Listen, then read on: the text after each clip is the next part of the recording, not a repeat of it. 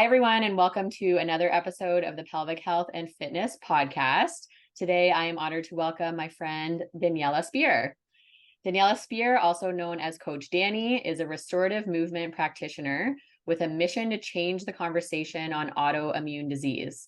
She was diagnosed with lupus in high school, but has taken an unconventional approach, combining the science behind human performance and psychosomatic practices to heal 15 years of autoimmune symptoms and is now living her medication-free life. Woohoo!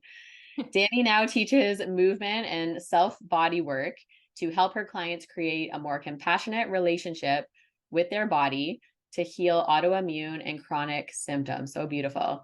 Thanks so much for joining us, Coach Dani. Thank you. Thank you, Rhonda, so much for having me on your podcast. I'm Of excited to course. chat today. Yeah.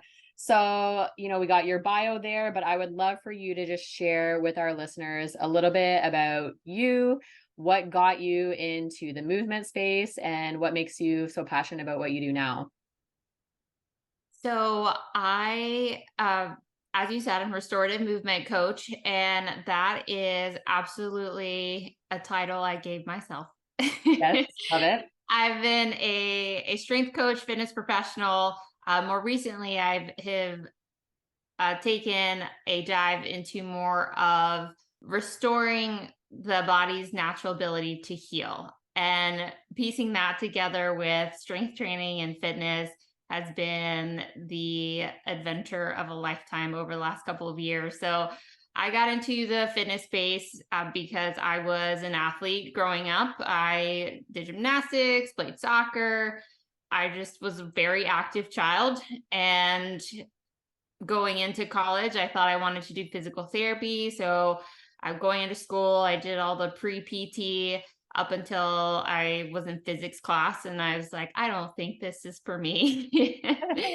And I sort of redirected and started going more into the fitness, personal training space. And I had gotten a job at Campus Recreation. I took a course and became a group fitness instructor, and then got my personal training certification. And then a couple of years after I graduated college, I was working. I got into the corporate fitness space. Yep. So that was really where I started to grow as a trainer, as a coach. But the more the time that I spent in corporate, I was realizing that I was really passionate about working within the autoimmune space. And the story of my autoimmune journey and the story of my career are, you can't really separate the two Yeah. because they are just so connected.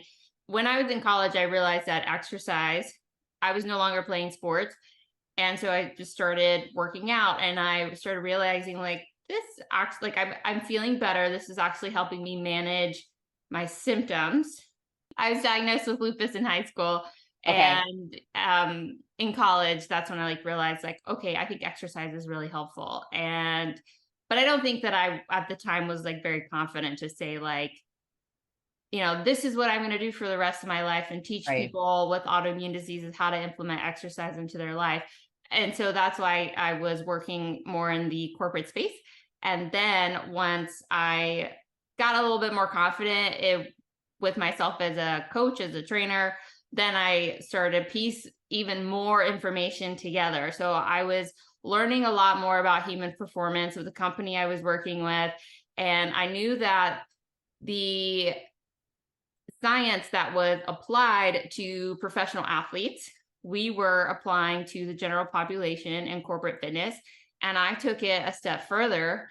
And I said, can I apply this to a very unique population, the autoimmune population? Yep. But at that time, I was more so experimenting with myself and applying all of these recovery methods that I didn't really have a lot of information, especially like in college. I think like any trainer that is a young trainer fresh out of school, like, we enjoy the hard workouts, and Yeah. we are very competitive, and especially being an athlete. But I started implementing a lot of these recovery practices that I was learning about. And that is when I started to like really realize like, wait a minute, I think that a lot of the science behind human performance as it applies to athletes can also apply to the autoimmune population and can help regulate hyperactive immune activity.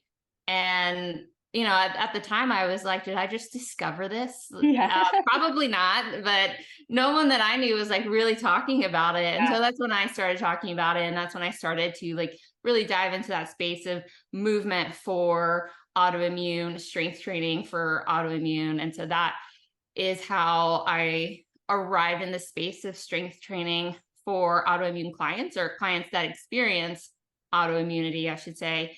And then I have taken that even further now and have started to pull in more of the mindset piece, the spiritual piece, the emotional well-being piece, and how all of those factors play a role in autoimmunity, and how you can implement strength training, but also breath work and restorative practice to help regulate the immune system so that you can feel great and not live your life kind of tethered by the unexpectedness of autoimmunity. Yes. Yeah. Thank you for sharing. I love how all your worlds just kind of came together to Yeah. such a cool niche. You and I know each other through the Movement Maestro, our business coach, and they always talk about niching down and how that's so important. I feel like you niche down before niching down was even cool. I don't think I knew I was niching down. Yeah. My intention was really just experiment with myself. And then I Yes. realized like, this is actually really helpful. So I love that it was kind of like a self-discovery practice first. And Yeah. then it, kind of accidentally became really helpful for everyone else I was working with. That's amazing. And did you have people reaching out to you? So when you were, finding how helpful exercise was for your autoimmune symptoms, did you have people reaching out to you saying, how can I work with you? Or how can I do what you're doing to feel better? Or how did that kind of come about? And, how did that turn into a business for yourself?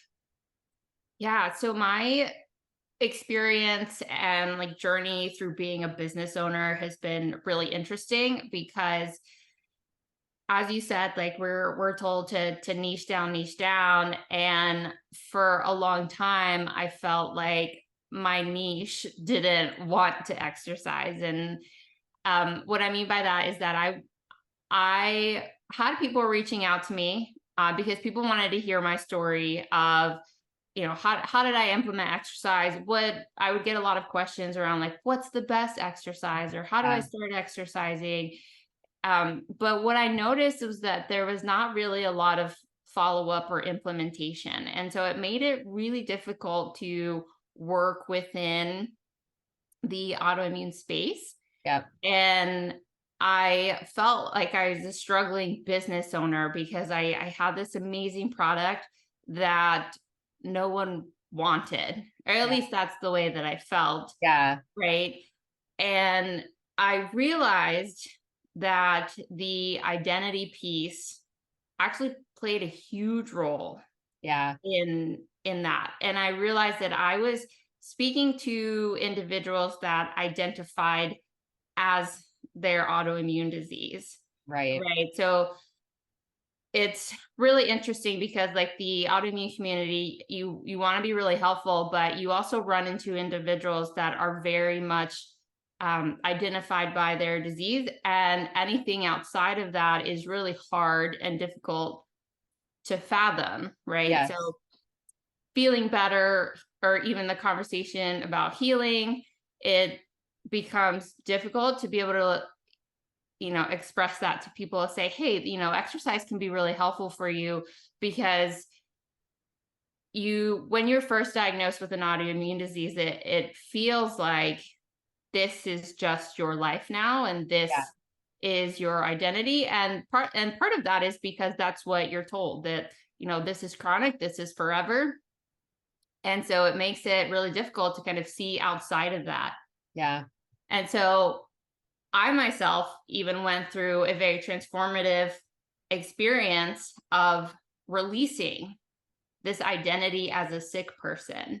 Yeah. Right. And that has been kind of this journey that I've been on over the last couple of years, and even transitioning away and being really mindful around the words that I use to talk about Yeah. autoimmune disease.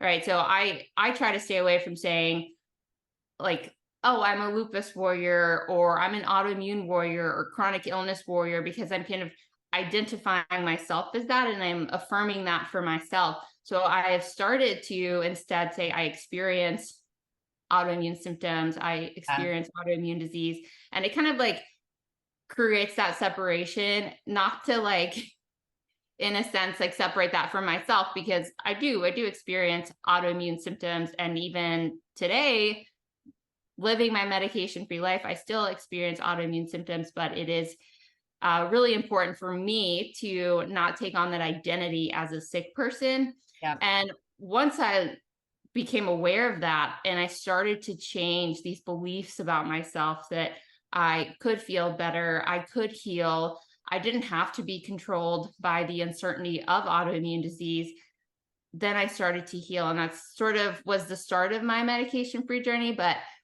to tie it back to your question, it has been a much different journey now, speaking to individuals that are not I wholly identified by their autoimmune disease, but they are a person first, Yes. and they are a person that experiences autoimmunity. And for individuals that kind of take on their own identity as a whole person first, and can see that healing is possible, that there is possibility outside of autoimmune disease, Yeah. those are the clients that are reaching out to me now. Amazing. Yeah. Yeah, I think that's so cool and just shows like the evolution that you've come through as an individual. That sounds like when you first started your business, you were sort of getting further along the line of that healing for yourself and of that recognition that I am more than my diagnosis. But it seems like you were attracting people that were still like very early in that phase, or not even recognizing that they could get beyond that, identifying their as their diagnosis, right? So I think that, we talk about this with our business coach too, is just like being so clear with our messaging so that we're making sure we're like bringing in the people that we're meant to help, right? So I think, to me, it sounds like that's where you're at now, where you're just getting clear with like who you are and like where you're at, and then attracting those people that are maybe not as far along as you, but at least taking steps towards that journey. Is that kind of, Yeah. yeah, Yeah, absolutely. yeah, This has been uh, the story of me like reconnecting that mind body connection for myself. yeah, And that is something that is really fun to work with individuals that have made that mind body connection and can see the possibility of healing, and yeah, are excited about healing, and are excited about creating this different relationship with their body. And that is what Remade Wellness, my business, is all about. It's like having this second chance, maybe a third or fourth or fifth chance at a better and more compassionate relationship with your body. Because as much as we want to say that autoimmune disease is like this like physical thing, it is very much tied to our like psyche, right? It's yes, tied to our mindset, it's tied to the beliefs about ourselves, it is tied to the emotional experiences that we have had. Like all yeah, of that plays a role in creating the physical experience of autoimmune disease. And so earlier this year, I actually wrote a book. It's a free ebook that anyone can download. It's called Unlocking Your Body Secrets, a guide to understanding your emotions and healing chronic symptoms. And I talk about the psychosomatic connection, and I guide people through how to recreate that connection, how to make that mind body connection again and start the healing process. Because fitness, strength training, movement, I love it. It's my passion. But the healing starts within first, yeah, right? It yeah, starts in the spirit, it starts in the mind, and the physical is just that reflection. yeah. of what you believe. And if you believe that you can heal, you will start to heal. Yes. Yeah. Speaking my language, Daniela. I'll link that ebook for our listeners as well, because that sounds like such a great resource. And yeah, I just think it's cool now, as you're talking, I'm paralleling it to my world, which is like the postpartum fitness and postpartum recovery world, where I talk to my clients all the time. And I think this is something, we can't fault those clients that do get attached to their diagnosis, because sort of like the westernized medical system is not into that world of recognizing as much of that like mind body connection, right? So when I talk to my clients who maybe got diagnosed with prolapse, for example, right? That's like a common symptom postpartum.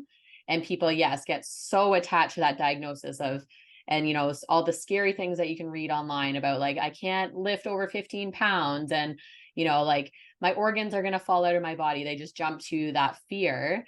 And yes, there's not a lot of guidance and advice out there to take them away from that fear, right? So I think probably similar in the autoimmune world, where there's just so much fear. And I think, you're sort of paving the way, and I'm sure others are paving the way to a more positive and a more like optimistic outlook, which some people just aren't ready to hear that, right? And I experienced that with clients I've worked with, where I try to encourage them that even with a prolapse, we can still exercise. We can just work in the margins of your symptoms, and there's still so much we can do. And yes, you are not your diagnosis, but some people are just so attached to that diagnosis that the thought of even doing anything is so fearful. So yeah, I think it just takes time, right? I think just Yeah. our science and our world is starting to come around to recognize that the pain experience is so much more than just our physical body. So I think that's so amazing that you're kind of going into that world for those with autoimmune symptoms, because I think that's probably, again, just so common to just be attached to that fear. I was there too, right? That Yeah. that was my experience for a very long time. And I had all these fears about my life built up around lupus and around autoimmunity. And I, really lived with a lot of anxiety around medical bills and not being able to travel or not being like too far away from my doctor. And it was all of these barriers that I had put up around myself. And I think that when I recognized that I was living in this sick identity, who I call sick Daniela, right? When I kind of Yeah. refer back to that part of my life, I refer back to like, oh, sick Daniela. Like when I recognized that I was making decisions out of fear, I started to have a lot more compassion for myself. Yeah. And I started to create a safer environment internally for me to be able to envision life outside of autoimmune disease. And like just less than a year later, I'm now medication free after 15 years. Yeah. And so I have to believe that the mindset piece and the beliefs or that we take on or not take on or release about autoimmune disease or whatever diagnosis that is, right? Yeah. Has a huge impact on the like physical outcome that we Yeah. experience. So what was there was there a day that, all of a sudden you're like, okay, I need to change this, turn this around? Like what motivated you to kind of go down this path to letting go of that sort of sick Daniela? How did that happen for you? Yeah, so early in 2022, I was working as an assistant manager at a fitness center, corporate fitness center, and I started to experience burnout. And I was just so tired, so exhausted, and I couldn't figure out what it was. But I remember saying, I feel like my bones are tired, like my soul is tired. And I was just started going down this like really dark rabbit hole with my mental health. And I decided to step away from that job and just rest. That Yeah. was my goal, was to rest. But even after months of being at home, I still didn't feel rested. And so one morning I just went outside. I had enjoyed like really going outside in the morning to like sit and meditate. But like this one particular morning, I just went out there and I just started to pray, and I said, you know, what is keeping me from moving forward? And in that moment, this like vision of a girl in a hospital bed came to me, and I knew exactly who that was. That was me in high school when I was going through chemotherapy treatments. And I just felt this sense of like, it's time to let her go. And I just said, like, what do you mean let her go? And, um, I kind of felt like this sense of, she has served me well up until this point, but now it was time to let go of sick Daniela and step into my identity as a healer. And I really had this beautiful experience of like, of so much gratitude for experiencing lupus and experiencing sick Daniela. But it was like a releasing moment for myself. And in that moment, I thought like, this is it. Like, this is the moment that everything transforms.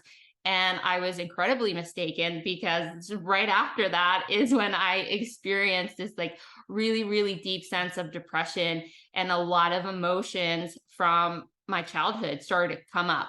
And I was like, what is going on? And it made sense. A lot of the emotions that had been repressed and manifested as physical symptoms, I was releasing that physical sickness. So now those emotions were coming to the surface for me to deal with them, truly deal with them. Emotions that I couldn't deal with before, because I didn't have the skill set to do so at the time, or kind of the emotional support to do so at the time. And so now I was dealing with those things. And one by one, I started to like unpack all of these things with my therapist. And a couple months later, I was able to reduce my medication with my rheumatologist. A few months after that, my liver specialist said, I think we're all good here. Like, you can go. And that was a huge win for me, because I was like, yes, one less doctor's appointment. And I think it was after that that I was like, wait a minute, like, can I get off medication? Like, if I'm healing all of these, emotional wounds that had created the physical symptoms, and I'm healing that part, can I maybe get off medication? And a couple months after that is when I had another appointment with my rheumatologist, and I suggested the idea to him, and he's like, yeah, go for it. And at first I was a little like taken aback by how casual he was about it. But, he's always known that I've been in the fitness and health and wellness space. So I think he trusted me, and he said, sure, you can come off of it right now. And I kind of took a step back. I said, I think I'll just like taper off for the next couple of months. Yeah. And I kind of made my own little tapering schedule. And as of July of this year, I've been 100% medication free. Wow. And so was that transformation pretty quick for you, in terms of recognizing that you had these deep seated like traumas essentially that you hadn't worked through, starting to work through those? Was the decrease in symptoms like pretty like correlated? Did you notice that shift happening pretty quickly? Yes and no. So Okay.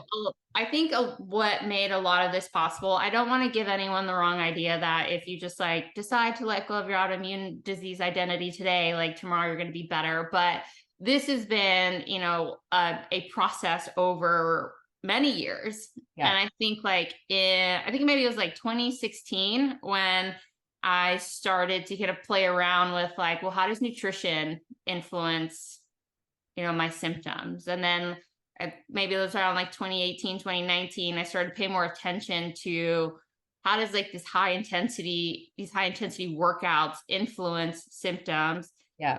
And I started to transition a bit more to progressive strength training, implementing more recovery work. After that, it was learning more about the breath work and the meditation, foam rolling, getting better sleep. And then I started implementing better hydration habits. And so it's been like this slow process of first learning to manage symptoms and reduce autoimmune flare-ups. So that was always my goal. It's just like, if I can just have as little autoimmune flare-ups as possible, then like I don't have to live my life, tied to this. But then the emotional piece came into it, right? And so it was always like peeling back all these layers. Yeah. And I think that all of that was a part of the process, an important part of the process. And I think for anyone that might be wondering, like, well, where do I start? I Yeah. think just start anywhere. Start Yeah. kind of becoming more aware of what are any lifestyle practices or habits or things that are contributing to autoimmune symptoms. Start to like notice, like, what increases autoimmune symptoms? How can I change something to just simply decrease the number of autoimmune flare-ups, or even just decrease the intensity, Yeah. right? Yeah. And you start to create evidence that, hey, this is possible. I do have control. I do have some influence over my immune system by, taking care of all these other areas. Yeah. And I think that is a great place to start, because that's where I started. It was just starting to become more aware of like the influence that I had Yeah. over autoimmunity in my body. Yeah. It's just giving people that like confidence that, yeah, there's so many things in this world with our health that are out of our control. I talk about that a lot of times with birth, right? We can go Yeah. into birth with like the perfect birth plan and have it laminated, and we can control certain things, but there's so much out of our control. And I think pain Yeah. is pain. Anytime we talk about pain or work with clients with pain, it's so beyond complex, right? I think even the top of the top pain scientists probably still are just scratching the surface of like Oh what is yeah, for right. sure. But I Yeah. think, yeah, I think, that myself as a physiotherapist, I feel like that is, as I've, continued working and evolving, just recognizing that pain is so multifaceted, right? So I think that was such great advice, that just there's so many things that can influence you to feel better, whether that's autoimmune, whether that's postpartum symptoms, whether that's like pain in general. That, yeah, just pick something, right? Like pick your focus on your prioritize sleep, right? Or prioritize mobility, like start just stretching more, right? Or whatever that might be. And just notice, right? Get curious, like, how did that make me feel? Right. And Yeah. just start, like you said, peeling back the layers. I think that's such great advice. Yeah. I think it's so important to like even recognize that autoimmunity and pain are outputs from the body, right? I Yeah. think a lot of times people want to look at like either pain or autoimmunity as like the cause to why they feel the way they feel. But it's important to like switch that and recognize that they are outputs, right? Yeah. And both of those are parallel in the way that one is like a common approach is to try to address the pain or try to address the immune system. But the reality is that both of those things are very highly influenced by everything else being inputted. So Right. with autoimmunity, I think there's room for improvement in the way that we Yes. approach autoimmunity. Just put it out there. Yeah, Yeah. there's room for Yeah. improvement, right? Yeah. Because I think the current approach is like, let's target the immune system. But what happens is that we're not addressing all of the other systems of the body that influence the Yeah. immune Like why system. is the immune system feeling like attacked or whatever, right? Whatever. Right. Why does it Yeah. feel the need to attack your body, Right. right? The current like narrative around that is this, it just happens. It's genetics. There's not really anything you can do about it. It's just the way it is. It just, we don't know why it happens. It just happens, right? At least that was the Yeah. narrative that was told to me Yeah. and to a lot of people that I've worked with as well. But what we don't recognize is that your nervous system has a huge influence on the immune system. A Right. hyperactive nervous system, you're going to create a hyperactive immune system. A lymphatic system that is overloaded with toxins and is stagnant from lack of movement, lack of breath, you're going to create high levels of inflammation in the body, right? Hyperactive inflammation, hyperactive immune system, even the breath, right? Shortness, like short breathing patterns, creates hyperventilation, creates chemical imbalances in the body, creates anxiety in the body. High stress levels, high functioning immune system, right? Like hyperactive immune system. And so we have to start to pay attention that like autoimmunity is not like the cause to why you feel the way you do. It is a result of all these other systems creating the sort of like perfect storm in your body to create autoimmunity. But if you can start to create safety for your nervous system, we start to move our bodies, give our lymphatic system some love, hydrate, move, start to pay attention to our breath, slow our breath down, slow our lives down, your immune system's going to regulate. Yeah. And I think it's important to note, so, you touched on the fact that there could be a genetic component, right? I think that, yes, similar to how you were saying, people can get sort of attached to the diagnosis. They can probably get attached to like why they have it, right? Yeah. And so, so I think, again, just talking to people about like, there's so many things out of your control. Yes, maybe genetically you're predisposed.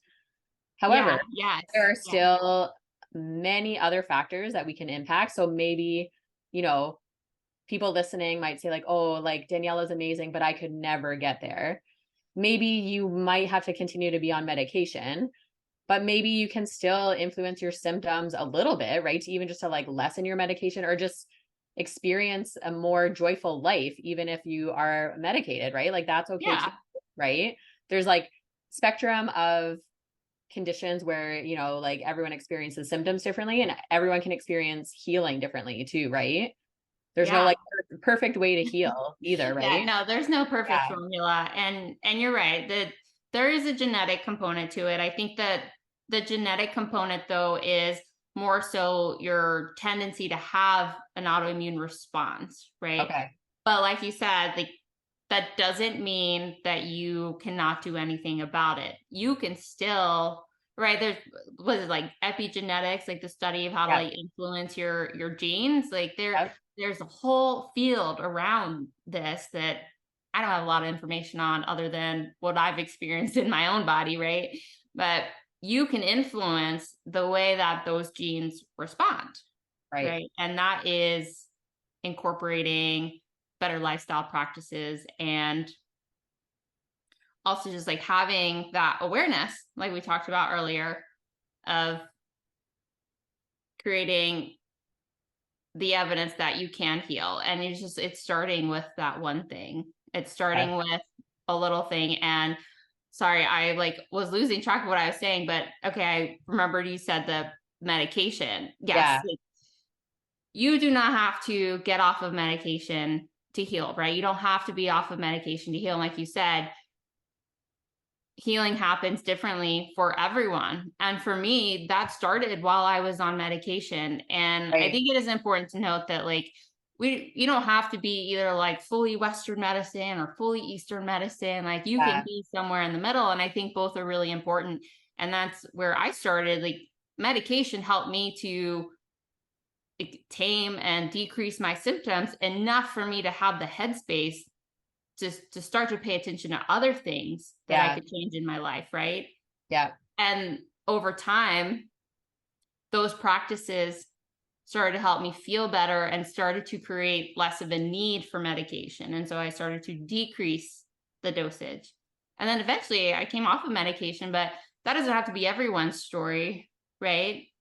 But I think everyone's story can have that story of healing while on medication, healing through medication. And I will say that even off medication, I still experience autoimmune symptoms. I don't know if they'll go away forever. And the way that I understand symptoms now is like it's a different perspective that they are patterns of protection. They are communication from my body. So I don't know if I would ever really want them to go away. I wouldn't want my body to become silent. Yeah. And those symptoms are reminders, slow down. Like, okay, you've had a really heavy week with work. Like, let's have some rest this weekend. Like, all right, you've been eating a lot of inflammatory foods. Like, let's change it up a little bit. Let's incorporate some more anti-inflammatory foods. Daniela, have you been hydrating?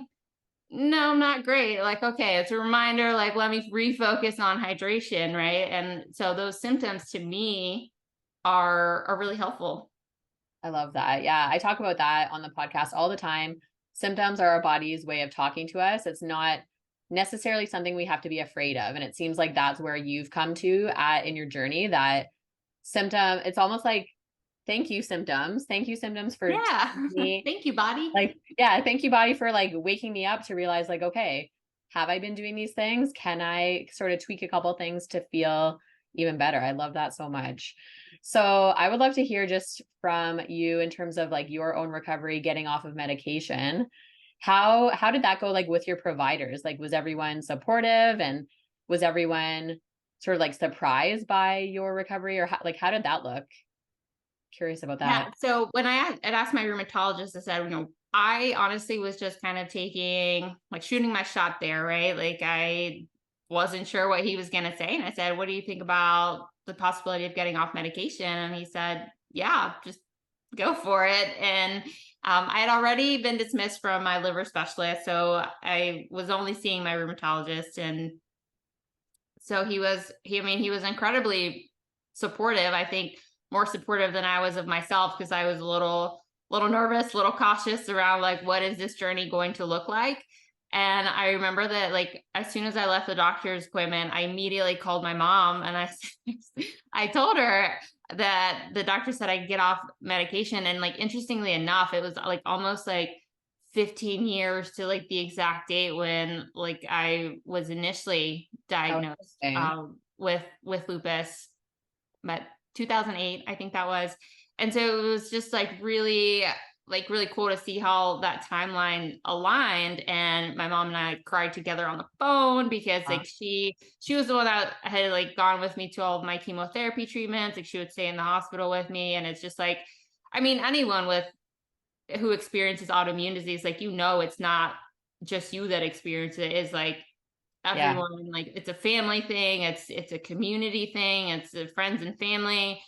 It impacts everyone around you. And so it was just a really, really cool moment to, like, get to, like, share that with my mom, and kind of, like, see all this come full circle of, like, everything that I had experimented with, the incredibly hard year that I went through in 2022 with my mental health. Like, this moment just sort of, like, made everything really worth it. Like, it Yeah. was worth the taking the time to, like, pay attention to myself. And, like, even the times that, like, being, like, really dismissed in, like, certain, like, autoimmune Facebook groups, or getting a lot of, like, backlash, or comments around that my content or things that I was sharing was, like, offensive or hurtful to those with chronic illness. Like, in that moment, I just felt like, I felt like, say whatever you want to say. Like, I have this evidence for myself, and it was really, really cool to experience that. And the last couple of months, like the last 6 months of taking 3 months to taper, and then 3 months being off medication at this point, has been a process of getting to know my body all over again, all Yeah. over again from the beginning, because now it is this medication free body that is a lot more sensitive to stress. It's a lot more sensitive to like inflammatory foods, food triggers, and it's a lot more sensitive to just everything around me. And so it's almost like I experience things in a heightened way. And it's relearning that process of coming back to myself, grounding myself, being aware what things influence waking up with achy joints, what things influence, like, being really fatigued. And it's a different game than when I was on medication. And my body's just like, we were very used to this thing for 15 years, and medication free body is a much different experience I than bet. being on medication. Yeah, it's like a whole new learning world. So I personally don't know a lot about lupus, and just what does the medication, like what did chemotherapy do and what does medication do for lupus? So there are a lot of different treatments to lupus. The treatment approach that I had gone through was because after I was diagnosed with lupus, I was also diagnosed with lupus nephritis. So I had kidney involvement, kidney disease. And so the chemotherapy was more to suppress the immune system from attacking my kidneys, from attacking my body. And I think I was supposed to do like 6 to 8 rounds of chemotherapy, but I actually ended up only doing 4 before switching to the oral form of that medication. And then I'd also was taking prednisone, which was a steroid. I think like anyone who's like is either had like an injury or some kind of inflammatory response in the body, you're given prednisone for like 2 weeks, maybe at most. I think I took prednisone for like almost 9 years. Okay. Before like I had said, like, I think I came off of prednisone in 2017. Yes. And then I was on Plaquenil, which is a very common treatment approach for lupus, which is more of an immune modulator. So it just modifies the immune system to not attack your body. Right. Okay. So yeah, you can see how going off those medications, your body has to kind of figure itself out a little bit again. Yes. Yeah. Yeah. Yeah. Yeah. So thank you so much for sharing all of that, Danielle. I love to hear your story and just how far you've come in your journey and in your healing and in your business. So if those that are listening, whether they are dealing with autoimmune or symptoms in general, maybe want to get away from medication, maybe just want to feel better, what would be sort of like your biggest take home piece of advice? I know this whole talk, we touched on a lot of different things. What's like the biggest piece of take home advice you would say? That's a great question. And I love this question because I think it always surprises people. I get a lot of questions around like, what do I need to do? And people want like a very like a tactile approach, like very practical thing. Yeah, But if there's ever anything that I can recommend to anyone experiencing autoimmunity is to start to develop a relationship with your body. And that relationship requires spending time with yourself, checking in with how you speak to yourself, how you communicate with yourself, how do you interact with yourself, what are the beliefs you hold about yourself. And a great place to start is the question. I love this question. What is my current relationship with my body? And it's okay if that relationship doesn't look very great right now or doesn't feel very great right now. Mine didn't start off great either. It was recognizing, it was taking that question into consideration and recognizing that my relationship with my body was one of self-criticism, of dismissiveness, of neglect. And it helped me just become aware of like, okay, how can I start to change this? So developing a relationship with your body is the best place to start. I love that. And to piggyback off of that, what would you say if someone says, okay, I have not a great relationship with my body? I guess every journey is different, but what would be your best sort of advice to start improving their relationship with their body? I would say be willing to sit with the uncomfortableness. All right, taking time to be still can be very difficult for some people, and it's very uncomfortable.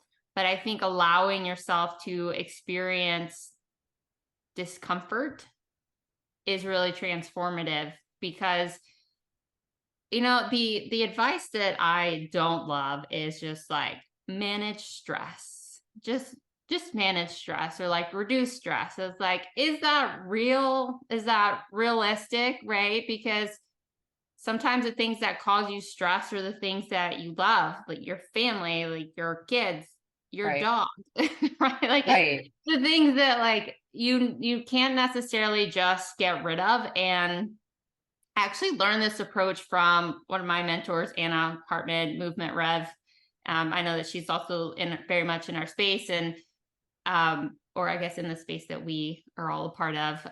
But it was it's such a transformative perspective on stress, because we always have this goal to like reduce stress, get rid of stress, manage stress, and we always want tips on how to manage stress.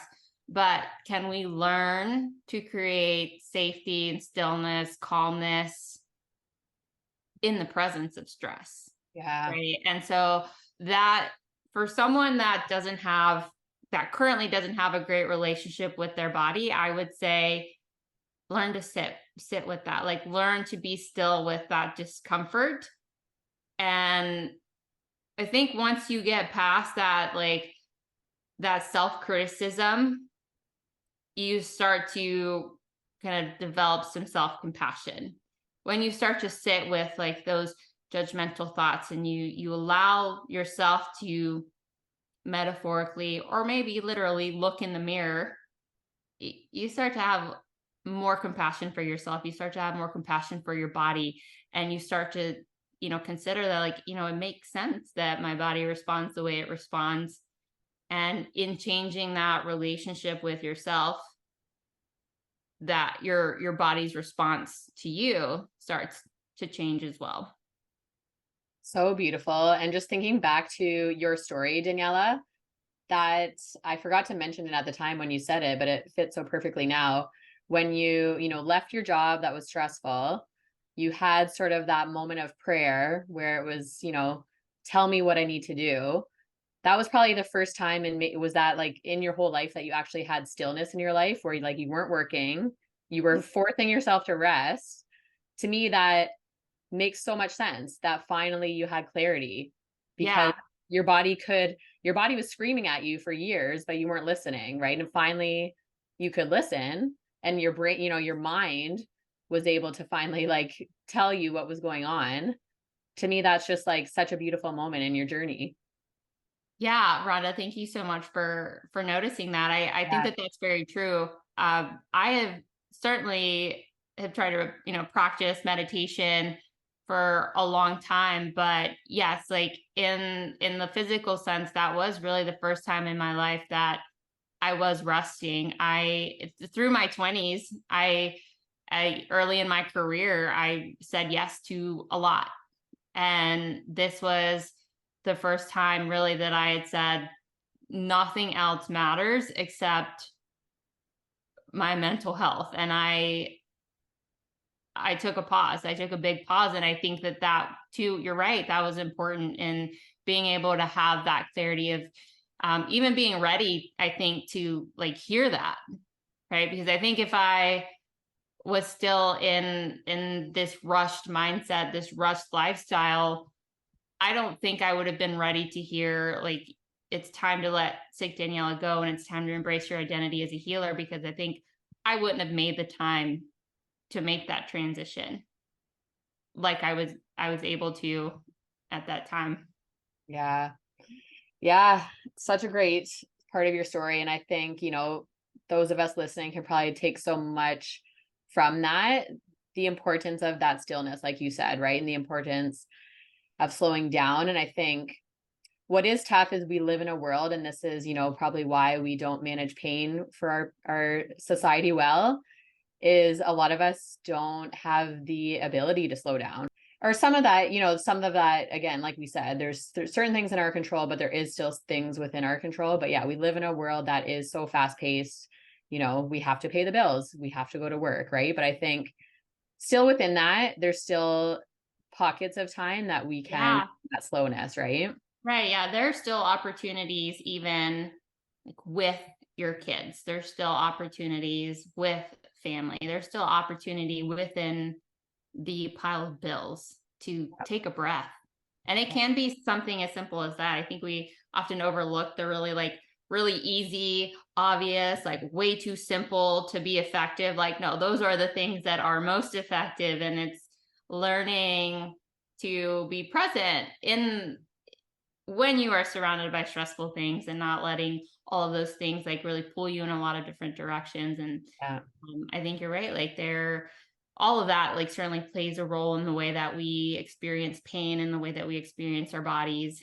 And we can start to change that by like really seeking those opportunities of stillness, even if it's a breath in Yes. that moment. Yeah. Yeah. We talk about that on the podcast all the time. It doesn't have to be all or nothing, right? It doesn't have to be this big, transformative practice that you suddenly fit into your life, right? It's, yeah, just being aware, doing a deep breath. And sometimes that is all it takes to feel better. Yeah, absolutely. I mean, I know that like my story like is like this huge transformation over the last year, right? But it definitely didn't start like that. And because I was already implementing like little things, it is the reason that I'm able to continue that transformation today. Yeah. Right. And it is, and just like everyone else, like I have to check in with myself. I have to remind myself, this doesn't have to be complicated. Like it can be really simple. Like one of the best things for me that has been huge in managing joint pain and inflammation while being off medication is literally just like getting into bed earlier. It's not even like sleeping more, right? Sleep can be a whole separate conversation, but it's just like creating that time and that like environment for sleep. And it's just getting into bed and even just like putting my phone away I was where going to say, it's yeah, not without your right, where phone. it's not right there. And even for a while, like I wouldn't even take like a book into bed. I was just like, I'm going to be still and I'm going to create this environment for sleep. Right. And that's been huge for me. And it was hard at first, but like just getting into bed like 10, 15 minutes earlier can be transformative. And you don't have to like fall asleep right away, but you can just like lay and relax. And That's huge. That's something I did. I don't even know how long ago now because it's been a long time, but I charge my phone in like our ensuite bathroom. So yeah, because that would be my habit, is many of us have had that habit or have that habit of just scrolling and scrolling and scrolling for no apparent reason other than it numbs our brain, right? And so yeah, having my phone plugged in, even if I'm like watching a show or even if I'm reading a book, like at least I'm more restful than the constant stimulation of social media or whatever it is we're looking at, right? yeah, Yeah, absolutely. makes a difference. Yeah. So great, Daniela. So if folks are listening and they're like, wow, Daniela is really cool and she, I think she could really help me. Can you tell our listeners about, how do you work with people in the autoimmune community and how can you help people feel better? Yeah, so I offer restorative bodywork sessions, and they are both virtual or in person to those that are local to me. Where are you? I am in Durham, North Carolina. Okay, cool. I'm I don't think I ever knew where you were. in North Carolina, yeah.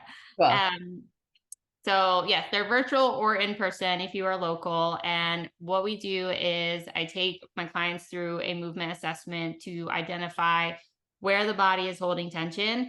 And this works so well for people that experience autoimmune disease, because while we're not directly addressing the immune system, we're addressing all the other symptoms that directly influence the immune system. And if we can start to pinpoint where is the body holding tension, if we take a step back and allow the body to tell us where it's holding tension and where it's creating patterns of protection, we start to address those with movement, with breath work, with some nervous system resets, some lymphatic work.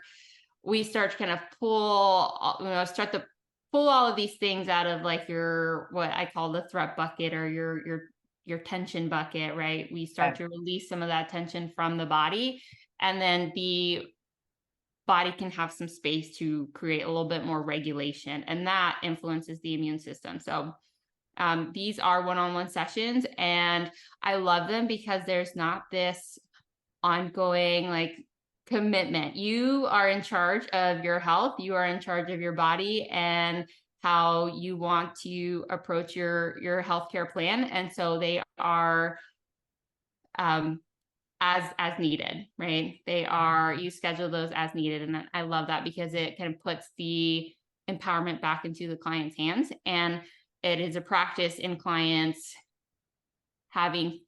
developing trust or recreating that trust with their bodies, and like learning to check in with themselves and say, do I need some extra support right now? Is this something that I can take care of on my own with some extra hydration, with some of the skill sets that Coach Dani has taught me, right? Right. And so it's wonderful to like be able to work with clients that, start to take control, because like ultimately, like the goal is for clients to not be fully dependent on me. I want my clients to feel empowered to go out, live their lives, and I only hear from them when they like really need support.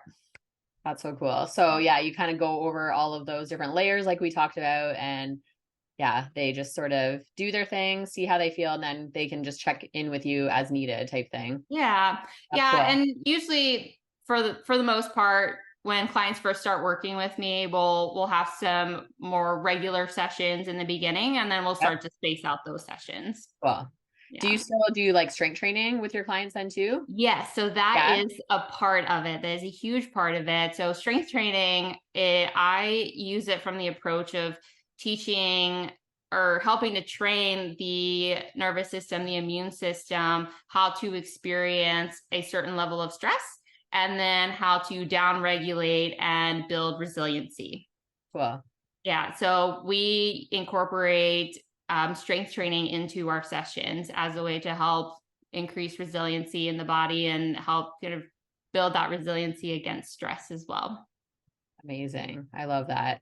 And how can people connect with you online? So I am on Instagram. I'm in a couple of different places online now, and I'm really excited about it. I'm on Yeah. Instagram at Daniela.Spear. I spend way too much time on there, so please feel free to send me a DM if you have any questions, or if you think that restorative bodywork sessions would be helpful in starting your own autoimmune healing journey. Like, send me a message, reach out to me. I'd love to connect. I also just started a podcast. So I Ooh, also launched my own podcast. It's called the Remade Life Podcast. And it is all about taking a different perspective on autoimmune disease. A lot of the things we talked about today are kind of the driving themes of this podcast. And it launches October 1st. woohoo. Yeah, so I'm very excited about that as a new platform. I'm also on YouTube, so you can find me at Daniela Spear on YouTube. And then I also have a newsletter. It's the Weekly Remade Journal, which you can find the links to all of those things from the link in my Instagram bio. Perfect. And I'll put those all in the show notes too, so people can easily click there and find all of those resources. Thank you so much, Daniela, for sharing your story, sharing your passion, and helping people realize that they can feel so much better with autoimmune disease. Yeah, Rhonda, thank you so much for having me. It's been a pleasure to share my story. So thank you for allowing me the space and time to do so. And it's been a great conversation. Thank you. Thank you.